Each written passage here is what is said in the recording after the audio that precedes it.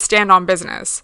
That's the energy we need to be and to be around. Hey guys, welcome back to my channel. Today we're doing a classic girl talk Q&A video. I feel like it's been a minute since I just sat down and chatted with you guys. So everyone grab your favorite beverage, comment yours down below. Let's get into these juicy questions and see what we're about to talk about today. How do you stay motivated to chase your dreams even when it feels like everything is moving slowly? I definitely know how this feels. I would recommend two things for that. Number one is keeping like a gratitude journal or just things that you're proud of yourself for journal or like notes app, note or a doc, like a Google Doc, because sometimes, especially if you're a perfectionist, like I definitely relate, you're so focused on what you could be doing better that you're not really taking time to appreciate what you have accomplished and what you have done successfully. So just intentionally making time for that, and that also creates positive momentum moving forward, so you'll actually feel like you're accomplishing more just by taking a moment and like appreciating it. And then also just doing things in your day-to-day to break out of your routine, whether that's trying a new coffee shop, taking a different route home. Little things can just build new pathways in your brain and just break up the monotony of the day-to-day. So those are just a few practical tips that I would recommend. Let me know if you have any tips when it comes to that. The next question is, how do you handle dating or talking to someone when you're unsure of their vibe? I think it's really important, especially when dating and when dating men, but really for anybody new in your life. It's really important to not give trust too freely, and to not just blindly give love and trust and pour so much emotional energy into someone that you don't know that well, because of course kindness goes a long way, but you can be kind without being overly trusting. Unfortunately, a lot of predators in this world and people that want to take advantage of people who are kind and who are naturally very giving and empathetic. So you can still be a kind person, but you can have firm boundaries and, again, not give trust until someone really earns it. In dating, for example, this can look like saying no to small things and seeing how they react. Always pay attention to your intuition and how you feel around somebody, because so often that is like the first indicator. And a lot of the times, especially if you are naturally like a kind person, you want to believe the best in people, you want to see the best in people, you want to believe in the good in the world, you want to give people a chance. It's not like you gotta walk around in fear or be on like guard all the time, but definitely be on point all the time and really tune into your inner feelings and intuition around different people, because your body knows when somebody is off. Even if maybe on the surface they're not really doing anything, they could seem very charismatic and swag or very sweet, but you can just always tell when something's off. So definitely trust that, because it will save you so much time and pain down the road. So that's why you got to get over your people-pleasing tendencies if you have that, because people will really take full advantage of that, because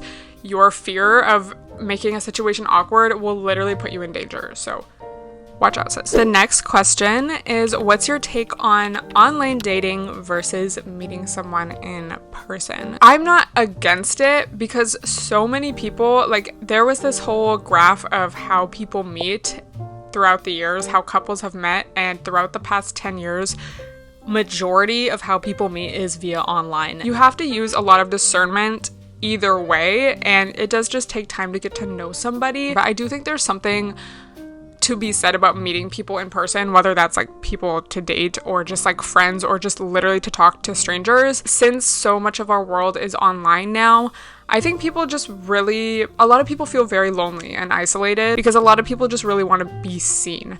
So there is, almost like a magic in meeting someone in person, just because I feel like it can be a little bit more rare these days. So I would say do both if you can. Obviously, like I live in New York City, it's a lot easier to meet a lot of new people every day because it's a big city. Yeah, if you're looking to be in a relationship or if you're looking to date, I would say, attack as many angles as you can, because you never know where you might find someone, and just keeping your options open and also not being desperate. You can't have that desperate energy no matter how you're trying to go about finding someone, because that's just going to attract predators and men who sense that you're desperate and are more likely to put up with a lot of bullshit, or like they'll just try to do something gross or dangerous. So don't be desperate. Another question is, how do you balance staying productive but not burning out? I actually just did a whole podcast episode on this as well, which that's so funny. But I think it's super important to just create balance. And I think especially as an adult, and especially these days, you know, things can be so overwhelming and stressful because we're constantly being fed information, seeing information and news stories online, and it can be very overwhelming. You know, we're constantly hearing so many different people's opinions and so many tragedies all at once. You have to intentionally make time to play, to rest, and almost to even just enjoy your life, you know, because it's so easy to just get caught again in like the monotony of the day-to-day. And then when you do have free time, it's like, I'm just so stressed out. I want to drink. I want to, you know, eat bad. I want to just scroll all day. These things that are going to temporarily make me feel better, but not actually recharge me and rejuvenate me. So you have to be very intentional when it comes to that. And sometimes it doesn't always feel easy. Like sometimes it feels so much easier to go to the bar and like just have drinks with friends, which is, you know, of course, okay once in a while, but that shouldn't be your primary source of relaxation or like recharging, you know. Like sometimes it's gonna feel so hard to go on a walk or like go outside in nature or like do some yoga or do some journaling, but you're actually going to feel better after that versus like you don't feel good after drinking no matter what, you know. Somebody asks, what's your advice for getting over a friendship breakup? Friendship breakups, I feel like aren't really talked about as much as like a relationship breakup. They can definitely be painful, you know. I think in general it's important to, like, number one, immediately afterwards, just make yourself busy, low key. Like obviously give yourself time to grieve if you need that, but ultimately you have to make yourself busy just so you're not ruminating. But of course also take that time to reflect, see where things went wrong, whether it was something like maybe you did something to harm the other person or maybe they did something to harm you, and maybe you can reflect on like, what were the early red flags? Like what initially drew me to this person? Why were we friends? Actually get down what it is you're feeling on paper to just kind of let it out. But yeah, it's definitely a part of life. I think some people really pride themselves in having these super long friendships. And if you have that and it's still like a good, healthy friendship, that's amazing. But if you, like, I don't think it's healthy to have a friend and continue to invest emotionally into a friend that is not really a true friendship anymore just for the sake of it. Like, oh, we've known each other for so long, you know? If someone's not a good person, if someone's like just not a healthy relationship for you in your life, it's okay to create some distance. And I think that's a really big sign of emotional intelligence. So yeah, I would love to hear your thoughts on that down below. How do you stay confident on bad days when you're not feeling yourself? I really think that so much of this comes down to mindfulness, because some days if I'm not feeling myself, I go to the gym and it completely cures me and I'm like a new person afterwards, and I'm like, yes, like that's all I needed. And some days I think that's going to work and I end up feeling worse. So it's just about, again, being mindful and really asking yourself and your body what you need, because sometimes you need to force yourself to get cute, go out, be around some people, look your best, take some fire pics, and you'll feel like yourself again. Other times you might need to go to the gym and have a really good sweat sesh, then a really nice shower after, and like eat some really good food. And other times you just truly need to be by yourself in your bed chilling, and after a day of that you'll feel so much better. It really just comes down to what it is you need at any given time. And I think especially as women, because our hormone cycle is every month, like every 30 days, each week of the month is going to feel so differently. So we have to really ask ourselves, what is it that my body and I need today? It might be different than yesterday, it might be different than tomorrow, but what do I need today to make me feel my best? This is a really good question. What's the best way to set boundaries with people without feeling guilty? Some practical tips I can give you. You, first of all, just have to put yourself in that mindset of being a baddie. Like you have to, I feel like, at least for myself in the past, when I've been like just people pleasing and like been scared to tell people no, or like been afraid to let people down, in my head the image of myself saying no was like someone mean and someone